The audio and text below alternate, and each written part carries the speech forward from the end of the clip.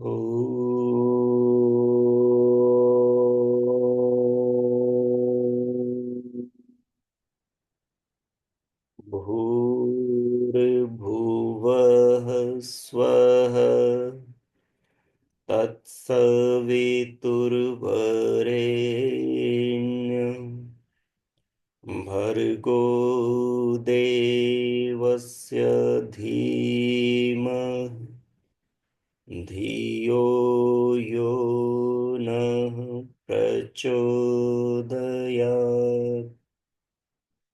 ओम शांति शांति शांति ही ओम। ओम। आप सभी को सादर नमस्ते। महाभारत के स्वाध्याय में आपका हार्दिक अभिनंदन और स्वागत है।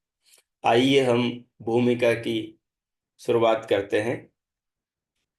भूमिका में सबसे पहले ऊपर महाभारत का क्या महत्व है उस बात को बहुत ही एक अद्भुत श्लोक के द्वारा, जो कि महाभारत का ही है, बताया जा रहा है।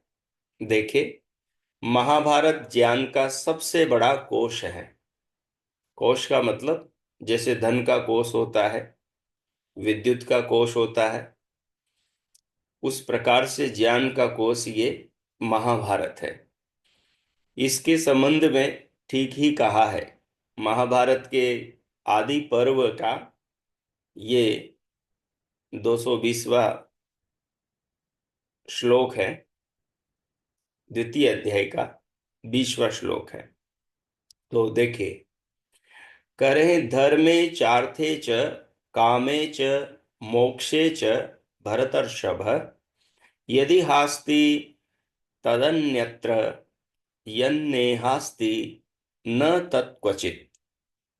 कि हे भरत श्रेष्ठ, धर्म अर्थ काम और मोक्ष के संबंध में जो बात इस ग्रंथ में है वही अन्यत्र भी है। जो इसमें नहीं वह कहीं भी नहीं है। इससे बड़ी क्या बात होगी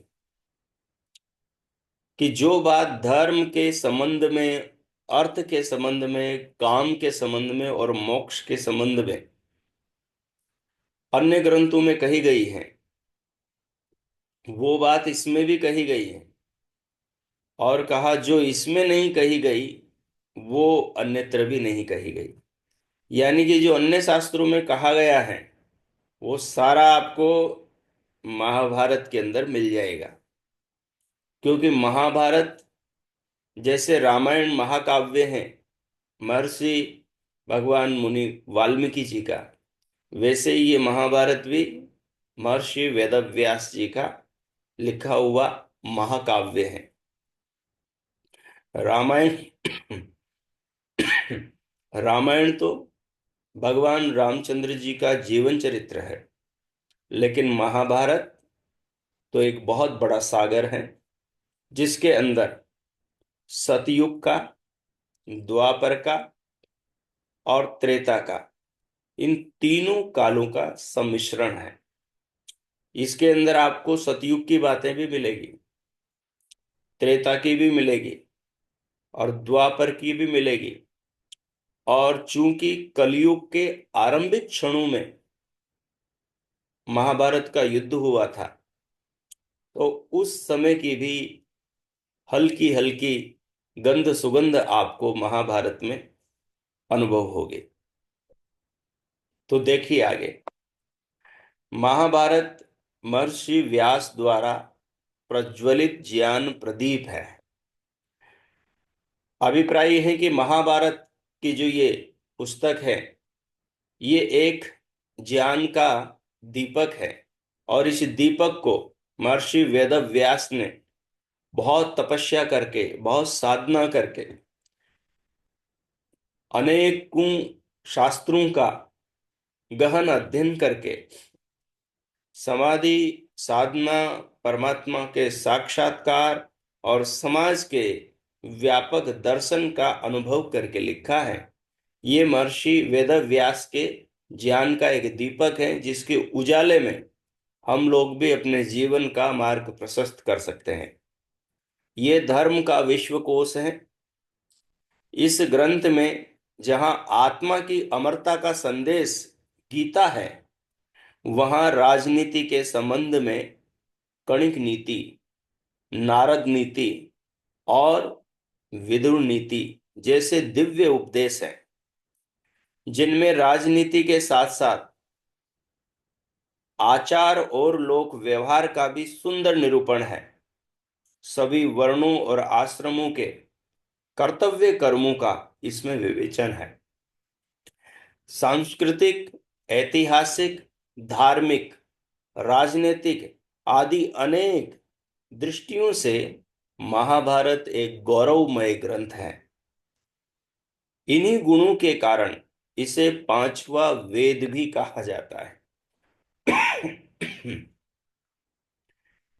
इन्हीं गुणों के कारण से इतने सारे विषयों का संकलन और एक महान महर्षि के द्वारा निर्मित होने के कारण से इस ग्रंथ को पांचवा वेद भी कहा जाता है।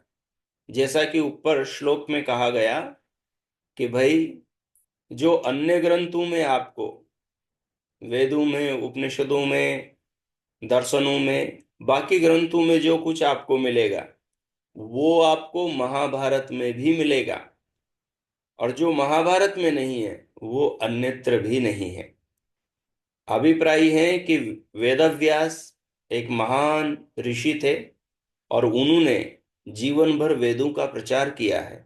तो वेद तो उनकी श्वास श्वास के अंदर समाये हुए थे, उनके मन और उनके जीवन के हर क्षण में और हर क्षेत्र में समाये हुए थे। इसलिए यहाँ पर ये बात कही गई क्योंकि वो वेदों के प्रचार करता थे, वेदों को जीवन में जीने वाले थे। महर्षि वेदव्यास, इसलिए उनका नाम भी वेदव्यास पड़ गया। आगे इसी में बताएंगे। इसलिए कहा गया कि मानो, ऐसा मान के चलो कि मानो ये पांचवा वेद है। जैसे वेदों से हमें जीवन को जीने का मार्ग मिलता है, तो महर्षि वेदव्यास ने वेदों को पढ़कर, वेदों को समझकर, समाज को समझकर, जीवन को जीकर, उन सारी दृष्टियों को ध्यान में रखकर महाभारत ग्रंथ का निर्माण किया है। ये आर्यों का महान इतिहास है। इस इतिहास के दर्पण में देख करके हम अपने अतीत के गौरव को अनुभव कर सकते हैं।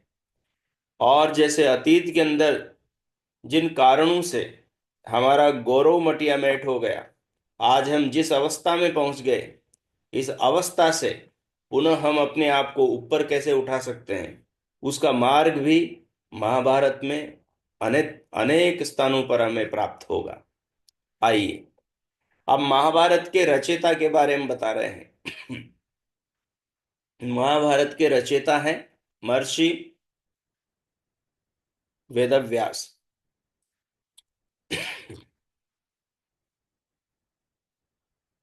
करें महाभारत के मूल रचयिता महर्षि कृष्ण द्वैपायन व्यास माने जाते हैं।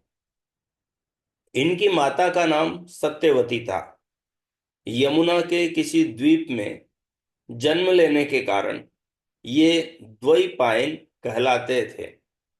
अब यहां से आपको कुछ बातें याद रखनी है, या तो अपनी नोटबुक में कहीं नोट करते हुए चले आप, जिससे आपकी स्मृति में रहेगा।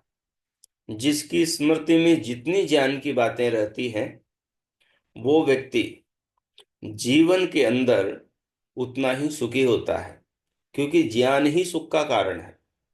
ज्ञानात सुखम, ज्ञान से सुख की प्राप्ति होती है। तो बीच बीच में जो संकेत आएगा उसको आप या तो वहां पर अंडरलाइन कर लें या फिर अपने नोटबुक में नोट कर लें। तो महर्षि जो वेदव्यास है, उनका पूरा नाम महर्षि कृष्ण द्वैपायन व्यास है। उनकी माता का नाम सत्यवती था। यमुना के किसी द्वीप में जन्म लेने के कारण उन्हें द्वैपायन व्यास भी कहा जाता है। इनके शरीर का रंग काला होने के कारण इन्हें कृष्ण मुनि भी कह के पुकारा जाता था। वेदों का व्यास यानी विस्तार यानी प्रचार करने के कारण इन्हें वेद व्यास के नाम से भी जाना जाता था। वेद व्यास के नाम से भी ये प्रसिद्ध हुए। इन्होंने 3 वर्ष के घोर परिश्रम से इस महान ग्रंथ की रचना करी। महाभारत का विस्तार और इसमें प्रक्षेप। महर्षि व्यास ने महाभारत की यह कथा अपने शिष्य वैशंपायन को सुनाई। वैशंपायन ने यह कथा अर्जुन के पौत्र प्रपौत्र जन्मेजय को सर्प सत्र के अवसर पर सुनाई।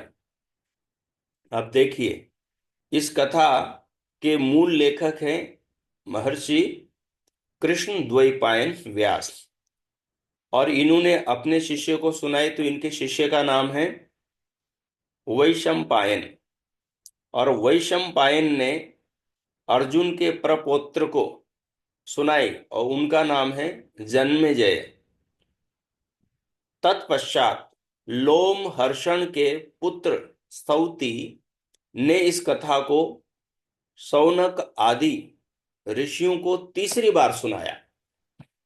इस प्रकार महाभारत के 3 वक्ताओं ने 3 श्रोताओं को इसे 3 बार सुनाया। इस कथा को सुनाते हुए जनमेजय और वैशंपायन के बीच में जो प्रश्न उत्तर हुए होंगे, उनके कारण मूल ग्रंथ कुछ न कुछ परिवर्धित हो गया, थोड़ा और बढ़ गया। इसी प्रकार स्तौति और शौनक आदि ऋषियों के मध्य जो संवाद हुए होंगे, उनसे वैशंपायन के ग्रंथ की कलेवर वृद्धि यानी सामग्री की वृद्धि अवश्य हुई होगी। इतना ही नहीं, समय समय पर इसमें अन्य लोगों के द्वारा भी वृद्धि हुई है। इस विषय में भोज रचित संजीवनी नामक ग्रंथ का संकेत करते हुए महर्षि दयानंद सरस्वती लिखते हैं, व्यास जी ने 4,400 अर्थात 4,400 और उनके शिष्यों ने 5,600 अर्थात 5,600 श्लोक युक्त अर्थात सब 10,000 श्लोकों के प्रमाण भारत बनाया। महर्षि व्यास ने जब इसको लिखा था तब इसमें श्लोक कम थे, 4,400 के लगभग। उस समय इसका नाम जय था। बाद में फिर इसके अंदर और इनके शिष्यों ने श्लोक बढ़ा दिए, फिर इसका नाम भारत हो गया। वह महाराजा विक्रमादित्य के समय में 30,000 महाराजा भोज कहते हैं कि मेरे पिताजी के समय में 25 यानी महाराजा विक्रमादित्य के समय में इसमें श्लोकों की संख्या बढ़कर 20,000 हो गई। और फिर वो कहते हैं भोज जी, मेरे पिताजी के समय में इसकी संख्या बढ़कर 25,000 हो गई, और अब मेरी आधी उम्र में इसमें श्लोकों की संख्या बढ़कर 30,000 हो गई। जो ऐसे ही बढ़ता चला तो महाभारत का पुस्तक एक ऊंट का बोझा हो जाएगा। इसका मतलब समझिए, जो ऋषि लोग थे उन्होंने तो सत्य बातों में ही सत्य बातों का ही इसमें संवर्धन किया, श्लोक बनाकर इसमें जोड़े। लेकिन जो बाद के लोग हैं, जो मनुष्य हैं, ऋषि और मनुष्यों में बड़ा अंतर होता है। ऋषि झूठ नहीं बोलते, ऋषि अपने स्वार्थ के लिए किसी को नुकसान नहीं पहुंचाते। लेकिन जो मनुष्य होते हैं वो अपने स्वार्थ के लिए दूसरों को नुकसान पहुंचा देते हैं। तो स्वार्थवश बाद वाले लोगों ने इसके अंदर मिलावट कर दी। तो इसलिए कह रहे हैं एक व्यंग्य करते हुए कि भाई इसी तरह ये महाभारत की पुस्तक में मिलावट होती रही तो इसका बोझा ऊंट पे लादने जैसा हो जाएगा। स्वामी दयानंद जी ने सत्यार्थ प्रकाश में इस बात को कहा। महाभारत में समय समय पर प्रक्षेप हुए हैं। इस विषय में काशीनाथ राजवाड़े लिखते हैं, वर्तमान महाभारत प्राचीन महाभारत का विकृत और परिवर्धित संस्करण है। बिगड़ा हुआ, मिलावट युक्त और बहुत ज्यादा बढ़ा हुआ संस्करण है। प्राचीन महाभारत के मूल स्वरूप में समय समय पर अतिरिक्त संयोजन होते रहने के कारण ही आकार की दृष्टि से उसका इतना विस्तार हो गया। अब आगे कह रहे हैं महाभारत के 3 नामों के बारे में। महाभारत का पहला नाम था जय, दूसरा नाम पड़ा फिर भारत, और तीसरा नाम जब ये बहुत वृद्धि को प्राप्त हो गया तो इसको महाभारत कहा जाने लगा। महाभारत के 3 रूपांतरण हुए। आरंभ में व्यास जी ने जिस ग्रंथ की रचना की उसका नाम जय था। जयो नाम इतिहास अयम। महाभारत के आदि पर्व में ही इसका संकेत मिलता है। और वैशंपायन ने इसे बढ़ाकर भारत नाम दिया और सोती ने पूर्ण परिवर्धन करके इसे महाभारत का नाम दिया। तो ये सौती के पास में आकर महाभारत नाम को प्राप्त हुआ ये ग्रंथ इतिहास का, और वैशंपायन के पास में आकर भारत नाम को प्राप्त हुआ। मूल लेखक कृष्ण द्वैपायन ने इसका नाम जय रखा था। महाभारत का समय काल, ये इसे कितना टाइम हो गया, कितना पुराना है ये। महाभारत का युद्ध कब हुआ, इस विषय में विद्वानों में बहुत मतभेद है। पाश्चात्य अन्वेषक सृष्टि की आयु लगभग 5 सहस्त्र वर्ष मानते हैं। अब इस मान्यता में बहुत अंतर आ गया, अतः वे सारे इतिहास को 5 सहस्त्र वर्ष से पीछे नहीं ले जाना चाहते। यानी जो पाश्चात्य लोग हैं, अर्थात जो अंग्रेज हैं, जिन्होंने हमारे देश पर आक्रमण किया, और जो ईसाई संवत चला हुआ है जिसके अंतर्गत हम अपने सारे कारोबार करते हैं, जिसकी तिथियां प्रचलित है, तो वो जैसे आज हम बोलते हैं कि भाई अभी सन 2025 चल रहा है, मतलब ये सन इतना पुराना है।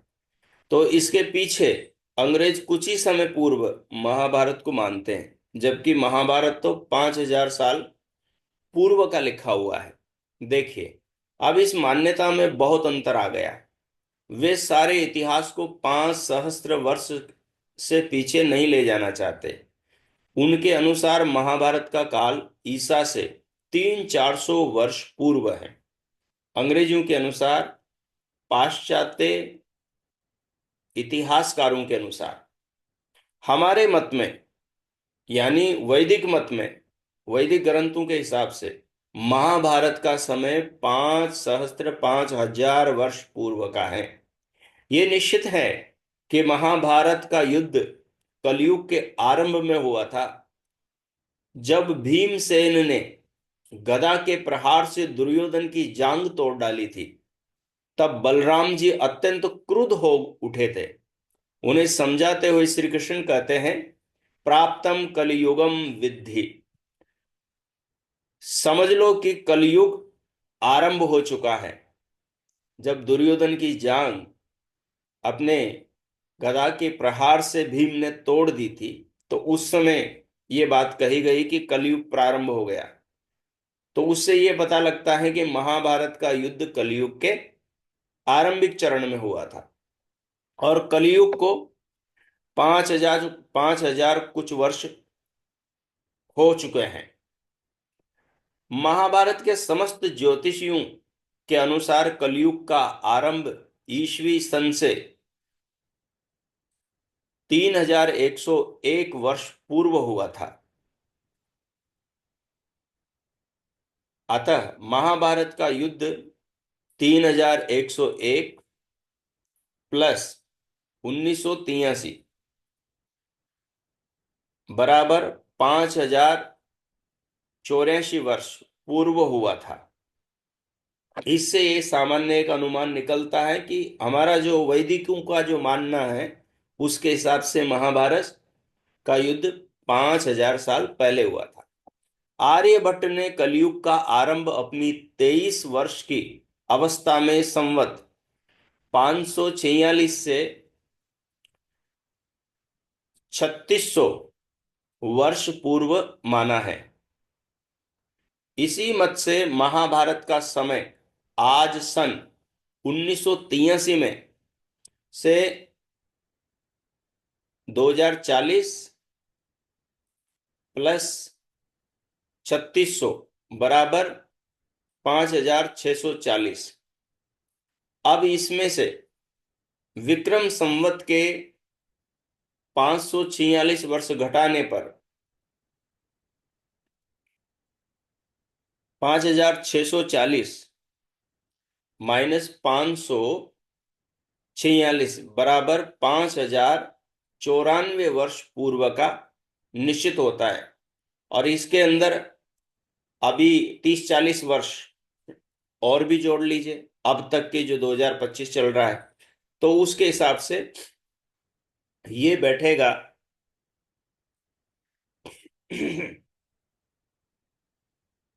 ये लगभग बैठेगा 5164 वर्ष के आसपास का।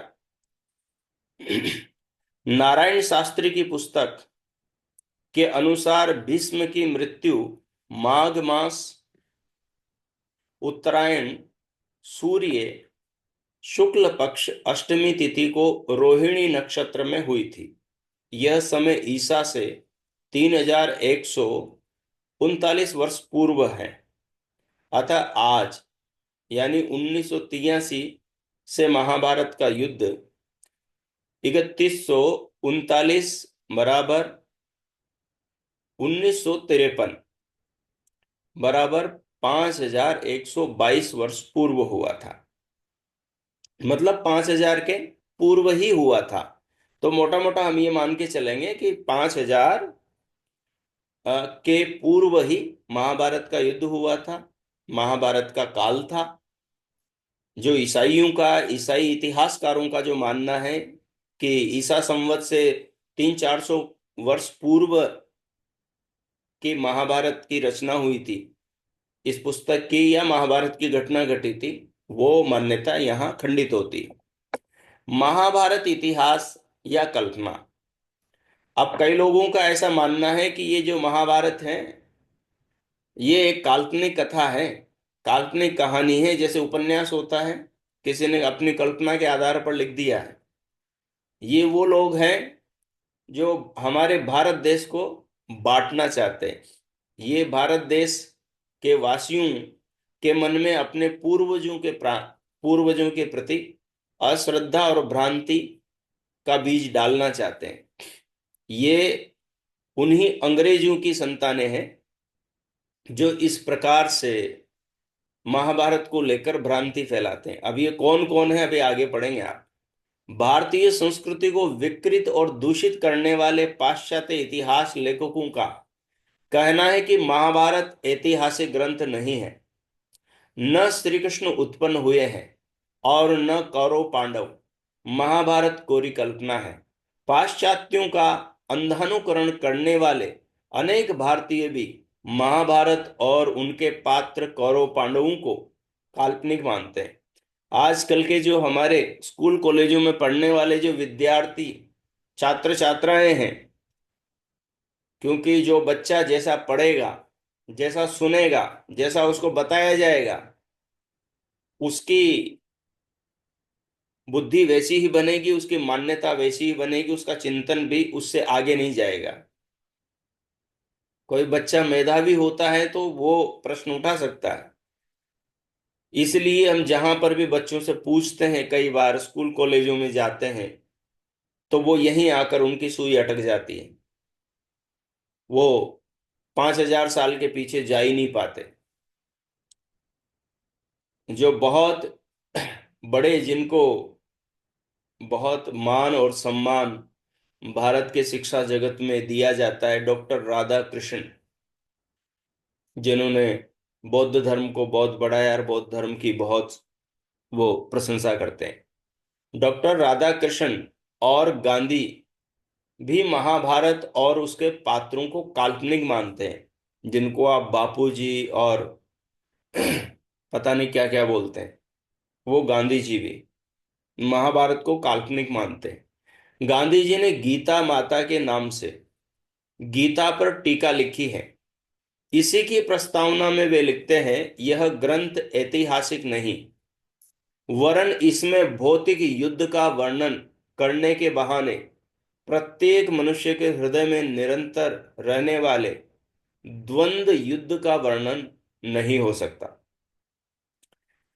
द्वंद्व युद्ध का वर्णन यानी मानसिक युद्ध का वर्णन होने के कारण से ये वास्तविक घटना नहीं, ये एक काल्पनिक घटना है। गांधी जी का ऐसा मानना है। गांधी जी की बुद्धि ऐसी थी। आप समझ सकते हैं इससे कि गांधी जी कितने बुद्धिमान थे। आइए महाभारत की ऐतिहासिकता पर और विचार करें। इतिहास क्या है? क्या केवल शुष्क घटनाओं का संकलन भारतीय परंपरा के अनुसार इतिहास की परिभाषा है? तो इतिहास की व्याख्या एक श्लोक के द्वारा कर रहे हैं। धर्मार्थ काम मोक्षाणाम उपदेश समन्वितम पूर्ववृत कथायुक्तम इतिहासम प्रचक्षते। इतिहास की परिभाषा दे रहे हैं। इतिहास किसे कहते हैं? करे जिसमें पूर्ववृत यानी प्राचीन काल में घटित घटनाओं का वर्णन और उनके साथ साथ में धर्म की बात हो, धर्म पूर्वक अर्थ का चिंतन हो, और धर्म और अर्थ के अनुसार काम का विचार हो, कामनाएं होती हो, और उन कामनाओं का उद्देश्य मोक्ष की दिशा में जाता हो। ऐसे उपदेशों से सहित कथन जिस शास्त्र में किया हो, उस शास्त्र को इतिहास कहते हैं। और जब आगे महाभारत को आप पढ़ेंगे तो ये सारी चीजें महाभारत के अंदर आपको मिलेगी। इस दृष्टि से रामायण और महाभारत दोनों इतिहास के ग्रंथ हैं। यह सत्य है कि महाभारत में ऐसी अनेक कथाएं हैं जो अश्लील भारतीय संस्कृति को कलंकित करने वाली, असत्य, असंभव और अनैतिक ऐतिहासिक हैं। परंतु इतने मात्र से सारा महाभारत अनैतिहासिक कैसे हो सकता है? गलत इतिहास कैसे हो सकता है? अनैतिक इतिहास कैसे हो सकता है? क्योंकि दुष्ट लोग यदि बीच में किसी अच्छी पुस्तक के अंदर बुरी बातें मिला दें तो क्या वो अच्छी बातें भी उसकी व्यर्थ हो जाती हैं? अच्छी बातें अच्छी ही रहती हैं, बुरी बातें बुरी ही रहती हैं। समझदार लोग होते हैं, वो बुरी बातों को निकाल देते हैं और अच्छी बातों को रख लेते हैं। जैसे आपने देखा सुना होगा, हंस हंस क्या करता है? दूध को पीता है और पानी को छोड़ देता है। हंस के जैसे जो विद्यार्थी बुद्धिमान होते हैं, वो अच्छी चीजों का सेवन करते हैं, अच्छे विचारों को ग्रहण करते हैं, बुरे विचारों को छोड़ देते हैं। तो इसके अंदर जो जो मिलावट थी, जो बीच में भारत विरोधी राजनेताओं ने मिलावट करवाई, विदेशियों ने मिलावट करवाई, विदेशी इतिहासकारों ने मिलावट करवाई, वो हमारे विद्वानों ने बड़े परिश्रम से उस सारी मिलावट को बाहर निकाल दिया है। परंतु इतने मात्र से सारा महाभारत गलत नहीं हो जाता। इसलिए इस महाभारत के अंदर जो हमें मिलेंगे वो संशोधित है और शुद्ध है। आइए महर्षि पाणिनि का सूत्र है। महर्षि पाणिनि इस सूत्र के माध्यम से इस बात को समझाते हैं कि महाभारत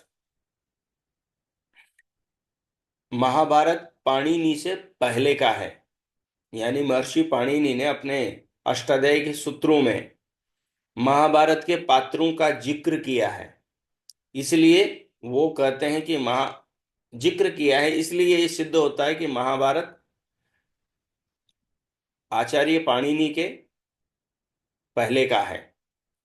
व्रीहि इत्यादि शब्दों से पूर्व महत् शब्द प्रयुक्त होता है। इन शब्दों में एक शब्द भारत भी है। श्लोक के अंदर सूत्र में देखे, एक तो महान शब्द है, एक व्रीहि शब्द है, अपराहन शब्द है, और गृष्टेशु अस जाबाल, आगे देखे भार भारत, भारत शब्द है। और इस पुस्तक का नाम भी, दूसरा नाम भारत था। अभी आगे भी प्रमाण मिलेंगे। अतः पाणिनि के समय में महाभारत शब्द का उदय हो गया था, होना सिद्ध होता है। रामायण प्रसिद्ध इतिहास ग्रंथ के अतिरिक्त और किसी वस्तु का नाम महाभारत था, इस बात का कोई प्रमाण नहीं मिलता। पाणिनि का दूसरा सूत्र देखे, गवि युधिभ्याम स्थिर, यानी गवि और युधि शब्द के परे स्थिर शब्द से स को श होता है। जैसे गविष्ठिर, युधिष्ठिर, युधिष्ठिर शब्द बनता है। तो इससे भी कह रहे हैं कि आप महाभारत के एक पात्र का जिक्र होता है, क्योंकि पाणिनि के अष्टाध्यायी में कई जगह इतिहास की चीजों का वर्णन है। अभी आगे भी आएगा, उससे भी स्पष्ट होगा। स्त्रियाम अवंती कुंती कुरुभ्यश्च, इस सूत्र में कुंती शब्द विद्यमान है। और इसके आगे अष्टाध्यायी का सूत्र है, चौथे अध्याय के तीसरे पाद का 98वां सूत्र, वासुदेवात अर्जुनाभ्याम वुन, वासुदेव और अर्जुन शब्दों के परे षष्ठी अर्थ में वुन होता है। और कहते हैं द्रोण पर्व पर्वत जीवंतात अन्य तरस्याम, द्रोण आदि से गोत्रापत्य में फक प्रत्यय विकल्प से होता है, यानी द्रोणायन द्रोणी, अर्थात द्रोणायन से अश्वत्थामा के अतिरिक्त और किसी का बोध नहीं हो सकता। जो द्रोण का है वो द्रोणायन है। इसी प्रकार महाभारत वासुदेव पांडवों के नाम, कुंती, द्रोण, अश्वत्थामा आदि के नाम पाणिनि सूत्र में उपलब्ध होते हैं। इससे यह सिद्ध है कि उस समय भी महाभारत पांडवों का इतिहास था। अब यह देखना है कि पाणिनि का काल कौन सा है। जर्मन विद्वान गोल्डस्टर ने पाणिनि का समय ईसा से 1000 या 1100 वर्ष पूर्व माना है। 1000 से 1100 वर्ष पूर्व। हमारे विचार में यह समय और भी प्राचीन है। उपनिषदों का काल पाणिनि से भी प्राचीन है। छांदोग्य उपनिषद में देवकी पुत्र कृष्ण का वर्णन आता है, और कौशिकी ब्राह्मण में भी देवकी पुत्र कृष्ण का वर्णन आता है। यह देवकी पुत्र कृष्ण महाभारत कालीन यादव कृष्ण ही है। इस प्रकार प्राचीन आर्य साहित्य में श्री कृष्ण का अनेक स्थानों पर उल्लेख होने से उनकी ऐतिहासिकता सिद्ध होती है, यानी श्री कृष्ण कोई काल्पनिक व्यक्ति नहीं है, और महाभारत के पात्र भी काल्पनिक नहीं है, ऐसा समझना चाहिए। महाभारत और रामायण की तुलना ध्यान से सुने, बहुत ही अद्भुत है। और मैं कहूंगा कि इसे अपने नोटबुक में लिखें।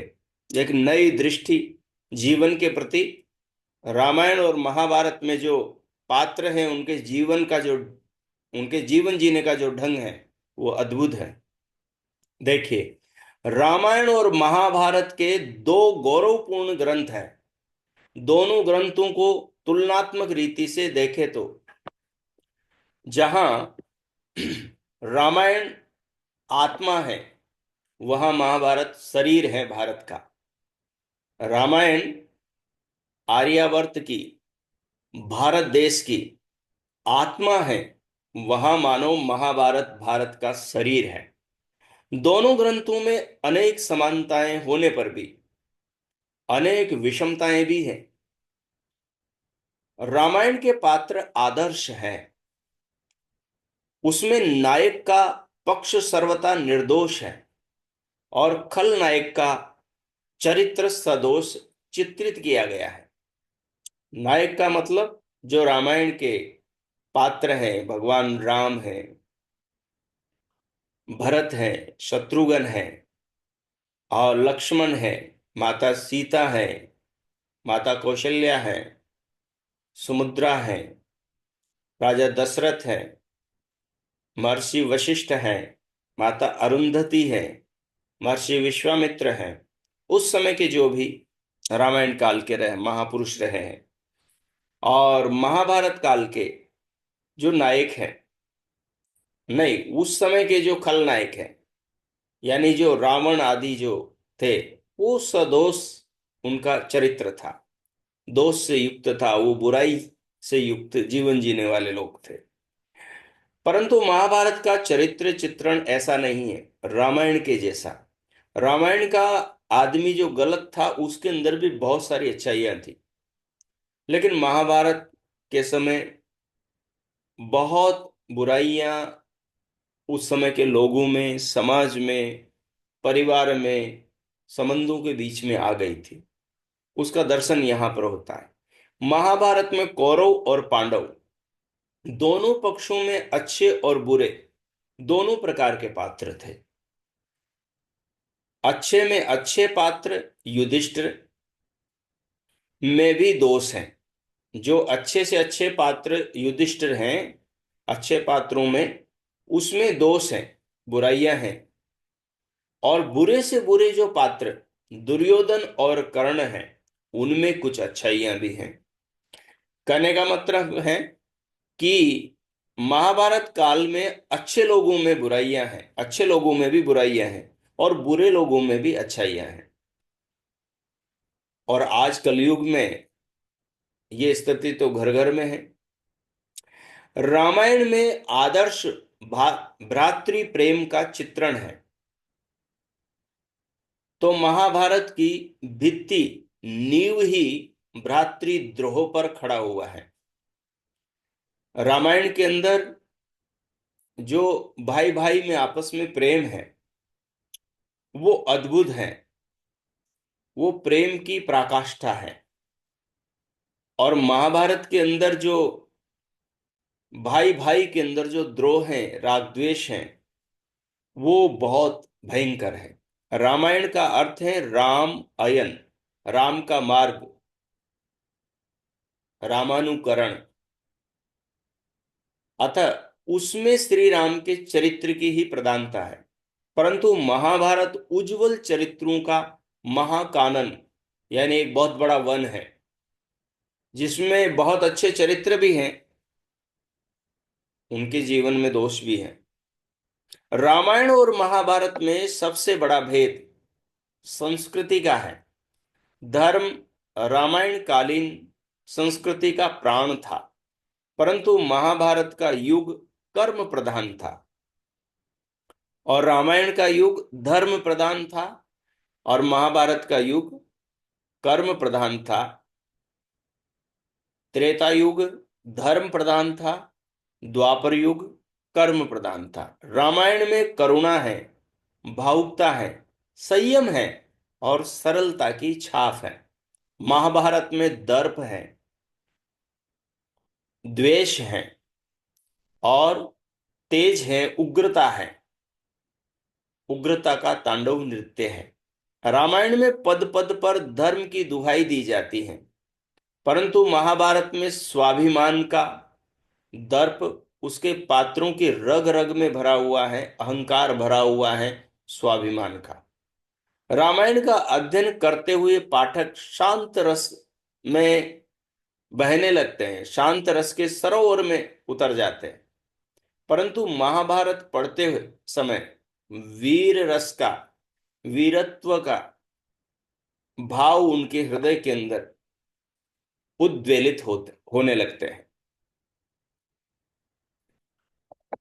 यदि महाभारत में राम जैसे मर्यादा पुरुषोत्तम, भरत जैसे आदर्श भाई, हनुमान जैसे आदर्श सेवक तथा भक्त और सीता जैसी पवित्रता नारी नहीं है, तो रामायण में भी भीष्म जैसे तेजस्वी और ज्ञानी, बलराम जैसे फक्कड़, विदुर जैसे नीतिज्ञ, कुंती और द्रौपदी जैसी तेजोदीप्त नारियां और श्री कृष्ण जैसे प्रत्युत्पन्नमति महान कूटनीतिज्ञ और गंभीर तत्वदर्शी पात्र भी दुर्लभ हैं।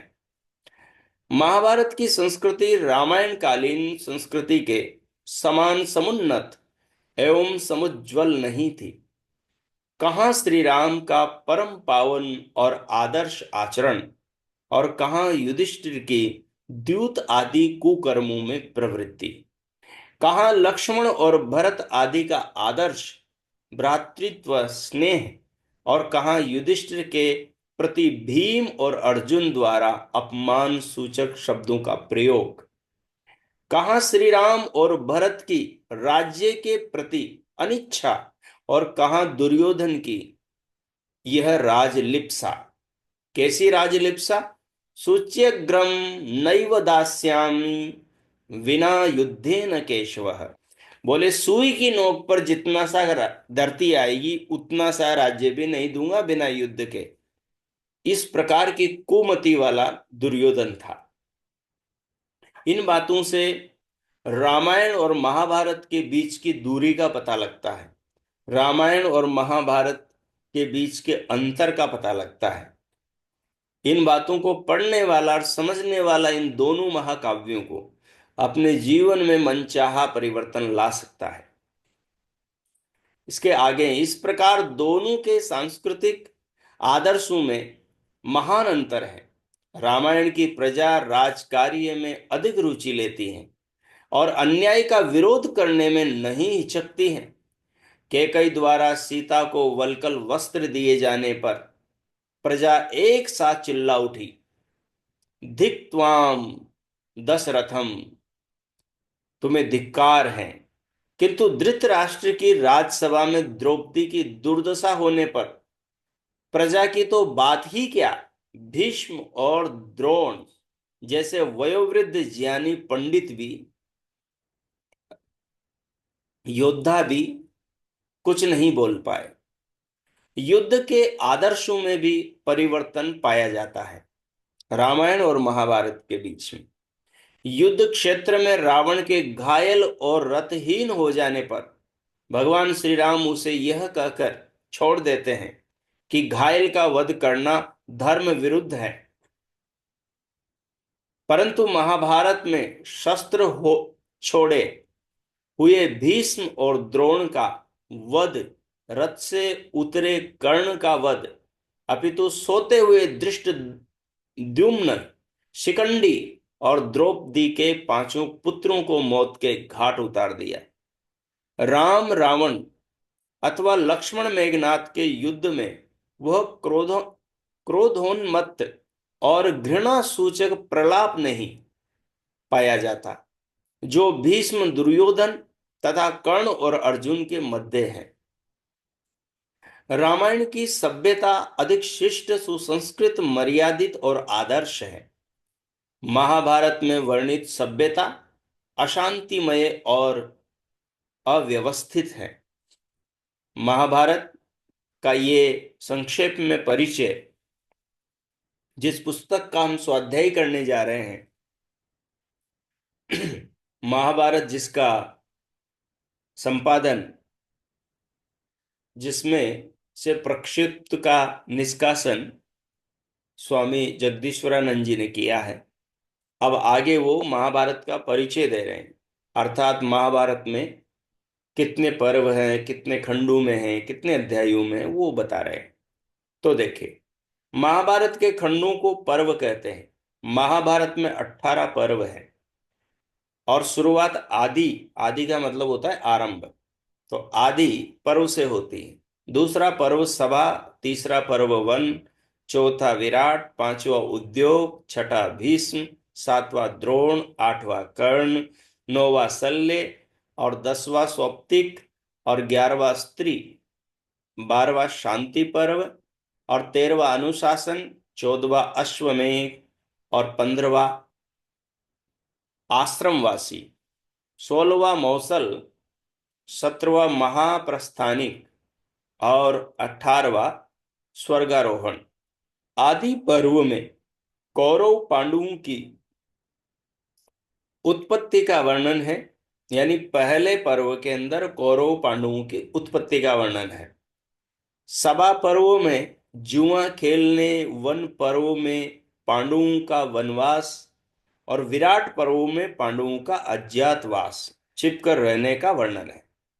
उद्योग पर्व में कौरव पांडवों द्वारा सैन्य संग्रह और श्री कृष्ण का दूत बनकर कौरव सभा में जाने तथा शांति स्थापना के लिए उद्योग का निरूपण है। भीष्म पर्व में 10 दिन तक भीष्म के युद्ध करने और अंत में सरसैया पर पड़ने। द्रोण पर्व में अभिमन्यु तथा जयद्रथ का वध, द्रोणाचार्य के युद्ध और वध का वर्णन है। कर्ण पर्व में कर्ण द्वारा अर्जुन के साथ युद्ध और वध। शल्य पर्व में शल्य और दुर्योधन के वध का सविस्तर वर्णन है। और स्वस्तिक पर्व में अश्वत्थामा द्वारा धृष्टद्युम्न और पांडवों के सोए हुए पुत्रों का वध। स्त्री पर्व में स्त्रियों के विलाप। शांति पर्व में भीष्म पितामह द्वारा युधिष्ठिर को मोक्ष धर्म का उपदेश। अनुशासन पर्व में धर्म तथा नीति और सदाचार का वर्णन है। अश्वमेध पर्व में युधिष्ठिर का अश्वमेध यज्ञ करना।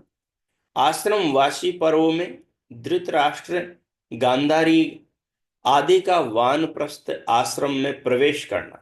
और मौसल पर्व में यादवों का विनाश। और महाप्रस्थानिक पर्व में पांडवों की हिमालय यात्रा। और स्वर्गारोहण पर्व में पांडवों का स्वर्ग में जाना। स्वर्ग का मतलब त्रिविष्टप में जाना वर्णित है। तो इस प्रकार से महाभारत के इन पर्वों में, अध्यायों में क्या कुछ है वो संक्षेप में बता दिया। आगे विस्तृत सूची है। महाभारत के टीकाकार कौन कौन हुए हैं? महाभारत के अनेक टीकाकार हुए हैं, जिनमें सर्वप्रसिद्ध टीकाकार नीलकंठ चतुर्धर चौधरी हैं। महाभारत के उद्घोष, महाभारत धर्म और तत्व ज्ञान का विश्वकोश है। व्यास जी की स्पष्ट उक्ति है कि धर्म को किसी भी अवस्था में नहीं त्यागना चाहिए, न कामना से, न भय से और न लोभ से। न जीवन के लिए धर्म, क्योंकि शाश्वत है। न जातु कामान न भयान न लोभात, धर्म त्यजेत जीवितस्यापि हेतोः। धर्मो नित्यः सुख दुःखे तु अनित्ये, जीवो नित्यो हेतुरस्य त्वनित्यः।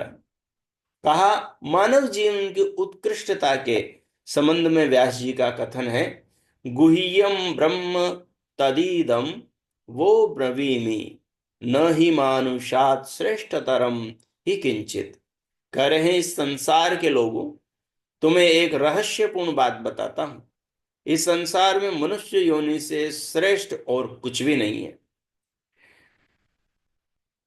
भारत कृषि प्रधान देश है, अतः व्यास जी का आग्रह है कि जो नेता अपने हाथों में कृषि नहीं करता अपने हाथों से, उसे नेता बनकर संसद में जाने का अधिकार नहीं है।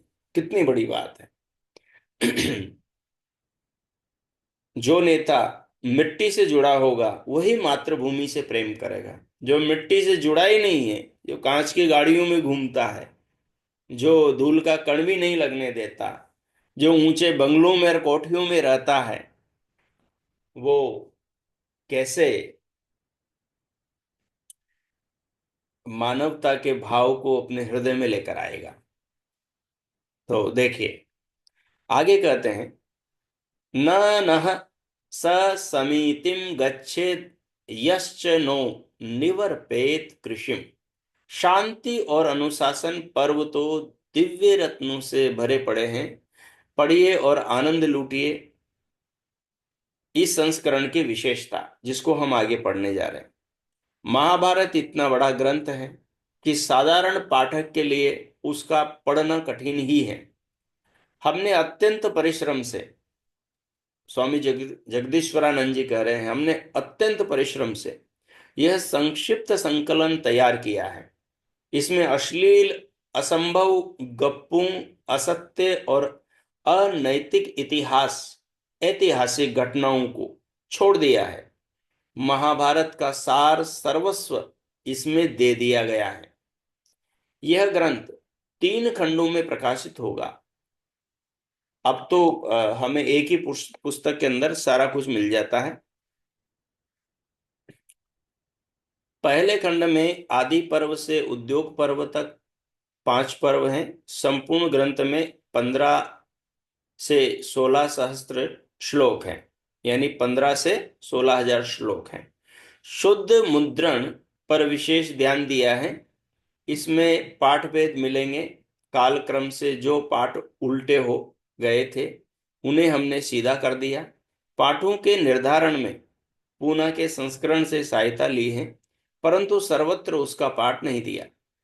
अब आगे एक अच्छी बात करें, जो बहुत महत्वपूर्ण श्लोक हैं, जीवन में काम आने वाले हैं, समस्याओं से, दुखों से बचाने वाले हैं और अंधेरे में प्रकाश का काम करते हैं, उन पर हमने कोष्टक के अंदर ये खाली स्थान बना दिया है, ताकि इसमें आप टिक लगा लें कि ये श्लोक बहुत अच्छा है, इसको याद कर लेंगे और इसको जीवन में लगा करके इससे लाभ उठाएंगे। अनुवाद सरल और मुहावरेदार रखा गया है, ताकि आपको सुनने में, समझने में सुविधा हो और सुनने में ही आनंद आए। अनेक स्थानों पर महत्वपूर्ण टिप्पणियां दी गई हैं, जिनसे महाभारत के संबंध में फैली हुई भ्रांतियां दूर होंगी। एक भ्रांति जिसके बारे में हमारे श्रीमान रजनी जी कह रहे थे अभी, कि महाभारत को क्यों पढ़े। लोग कहते हैं कि महाभारत को तो घर में भी मत रखो, नहीं तो घर में भी महाभारत शुरू हो जाएगी। तो उसी के बारे में कह रहे हैं। लोगों में एक ऐसी धारणा प्रचलित है कि जिस घर में महाभारत का पाठ होता है वहां गृह कलह, लड़ाई झगड़ा आरंभ हो जाता है। अतः घर में महाभारत नहीं पढ़नी चाहिए। लेकिन ऐसा नहीं है। ये धारणा सर्वथा मिथ्या और भ्रांत है। हमारा दृढ़ विश्वास है कि जहां महाभारत का पाठ होगा वहां घर के निवासियों के चरित्रों का उत्थान और मानव जीवन का कल्याण होगा। हिचकिए नहीं, महाभारत का पाठ कीजिए और उसकी शिक्षाओं को अपने जीवन में चरितार्थ कीजिए। हाँ, महाभारत की भूमिका का स्वाध्याय हो जाता है और कल से हम महाभारत के भारत में प्रवेश कर जाएंगे। ये जो महाभारत की पुस्तक है, इसके अंदर आपको अपने भारत देश का स्वरूप देखने को मिलेगा। अपने पूर्वजों की महिमा, उनका गौरव, मध्यकाल की स्थितियां, बहुत सारी चीजों का पता लगेगा। महर्षि दयानंद कहते हैं कि भारत का पतन महाभारत से शुरू हो गया था। तो वो भी बातें समझ में आएगी। जो जो इसमें हमें जहां जहां त्रुटि, बुराई बोध हो, उसको हम अपने जीवन में छोड़ते जाएंगे। क्योंकि ये शास्त्र, जिन लोगों में दोष थे, कमियां थी, चाहे धर्मराज युधिष्ठिर हो, अर्जुन हो, भीम हो, नकुल सहदेव हो, या फिर दुर्योधन हो, पितामह भीष्म हो, द्रोणाचार्य हो, कृपाचार्य हो, धृतराष्ट्र हो, गांधारी हो, तो इन लोगों के जीवन में जो दोष थे, तो उन दोषों का प्रकाश यहाँ पर महर्षि वेदव्यास जी ने किया है। ये किताब जिन लोगों में दोष थे, बुराइयां थी, कमियां थी, उन्होंने नहीं लिखी है। इस बात का ध्यान रखना अच्छे से।